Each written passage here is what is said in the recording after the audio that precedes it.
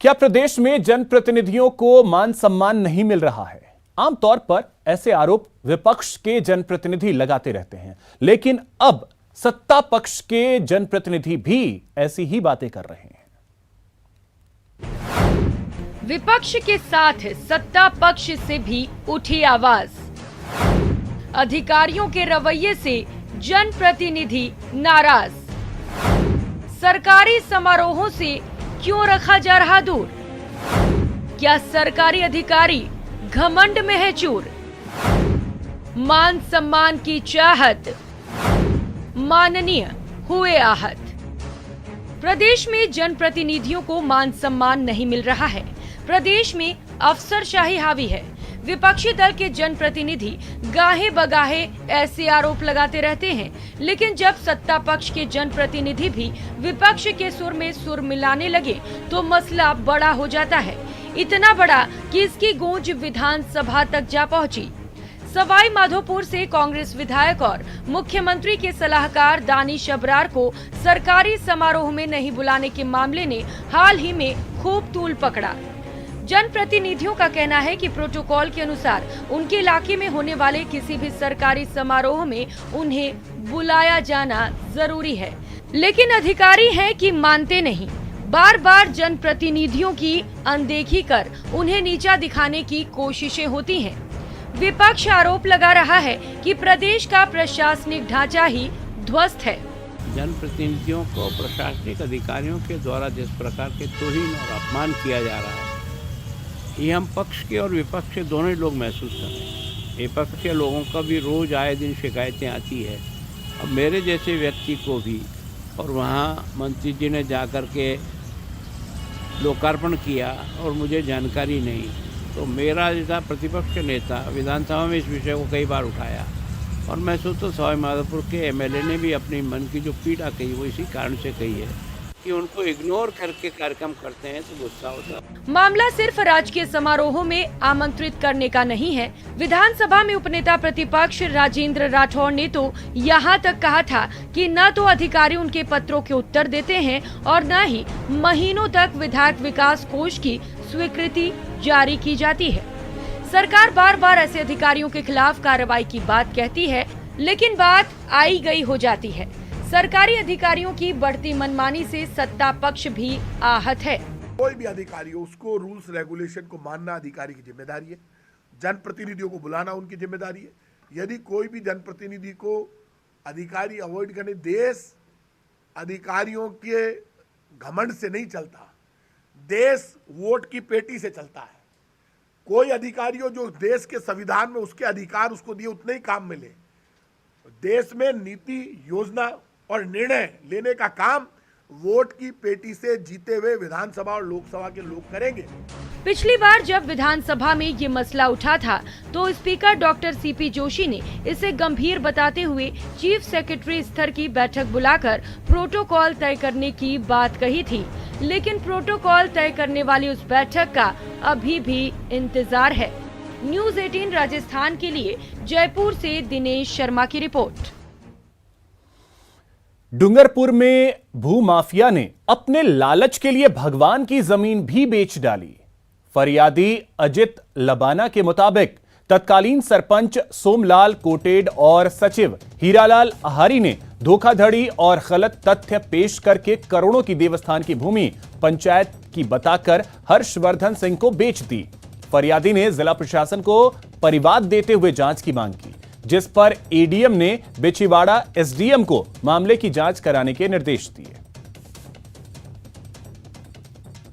पंचायत की ग्राम पंचायत की आबादी जमीन बताकर देवस्थान की जमीन में रजिस्ट्री करा दी और भूमाफियाओं से मिलकर तीनों चारों ने, वो जो कि एक कन्नीराज सिंह उप सरपंच है अभी वर्तमान में बिछीवाड़ा, सचिव हीरालाल आहारी और सोमालाल कोटेड सरपंच, इन्होंने चारों ने मिलकर कन्नीराज सिंह के भाई हर्षवर्धन के नाम से पट्टा जारी कराकर इन्होंने चारों ने मिलकर चौथे आदमी को और अलग इन्होंने जमीन वो बेच दी और वहाँ पे 4 दुकान ऊपर 4 नीचे बनवा भी दी।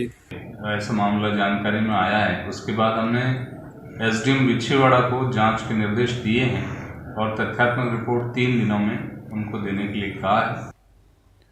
शौर्य चक्र विजेता असिस्टेंट कमांडेंट रहे विकास जाखड़ को पुलिस ने जयपुर में शहीद स्मारक पर धरना देने से पहले ही हिरासत में ले लिया। इसे लेकर सांसद किरोड़ी लाल मीणा ने नाराजगी भी जताई है। दरअसल बीते दिनों शौर्य चक्र विजेता सीआरपीएफ के सहायक कमांडेंट विकास जाखड़ ने अपने पद से इस्तीफा दे दिया था। जाखड़ ने राजस्थान सरकार को अपनी 6 मांगों को लेकर पत्र भी लिखा था। जाखड़ ने नौकरी छोड़कर बेरोजगार युवाओं के हक के लिए लड़ाई लड़ने का फैसला किया था। सीआरपीएफ के सहायक कमांडेंट विकास जाखड़ को साल 2018 में राष्ट्रपति रामनाथ कोविंद ने शौर्य चक्र से नवाजा था। जाखड़ ने झारखंड में कई ऑपरेशन को अंजाम दिया था, लेकिन पेपर लीक और नकल के मामलों को लेकर नाराजगी जताते हुए नौकरी से इस्तीफा दे दिया था।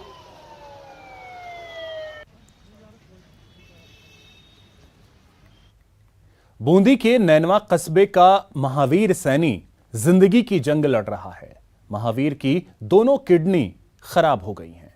इलाज के अभाव में 1 साल से वो जिंदगी और मौत के बीच झूल रहा है।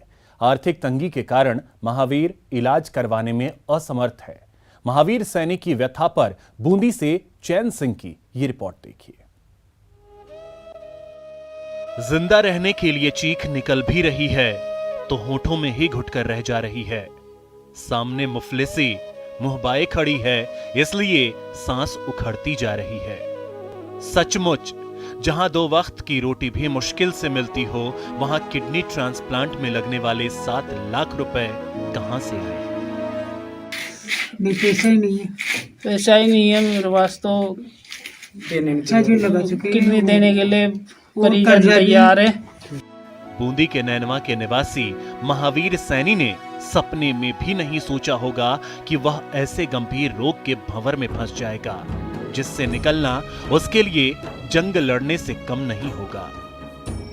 सैनी की दोनों किडनी खराब हो चुकी है, लेकिन इसका पता उसे तब चला जब वो जयपुर, कोटा और अहमदाबाद तक के अस्पतालों के चक्कर लगाकर लाखों रुपए खर्च कर चुका था।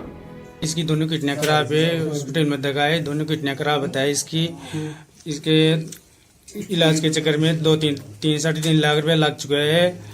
और अब ट्रांसपोर्ट के लिए मेरे पास ये नहीं, पैसे नहीं है। जी हाँ, पीड़ित परिवार उधार लेकर 3.5 लाख रुपए खर्च कर चुका है, लेकिन किडनी ट्रांसप्लांट किया जाना ही इकलौता रास्ता है। महावीर की मां और पत्नी एक किडनी देने को तैयार हैं, लेकिन किडनी ट्रांसप्लांट में लगने वाला पैसा उनके पास नहीं है। 6-7 लाख रुपए का खर्चा बताया है डॉक्टर ने। क्या आप ये ऑपरेशन करवा सकते हो 6-7 लाख रुपए से? नहीं, पैसा ही नहीं है। पैसा ही नहीं है मेरे पास तो। जैसे ही मामला लोगों के संज्ञान में आया तो कुछ भामाशाहों ने भी मदद का बीड़ा उठाया है। ऐसे में पीड़ित परिवार सरकार से भी मदद की आस लगाए बैठा है।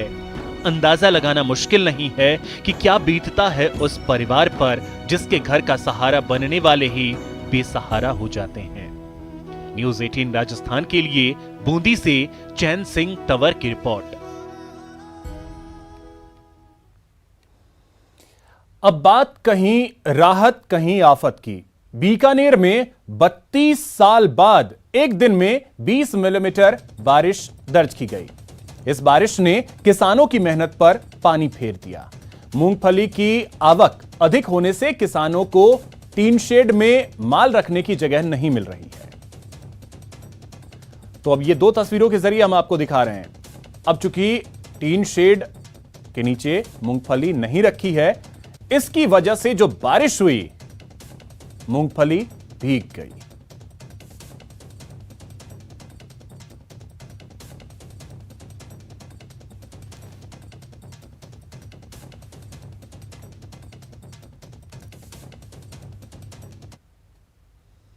तो फिलहाल इस बुलेटिन में इतना ही। नमस्कार।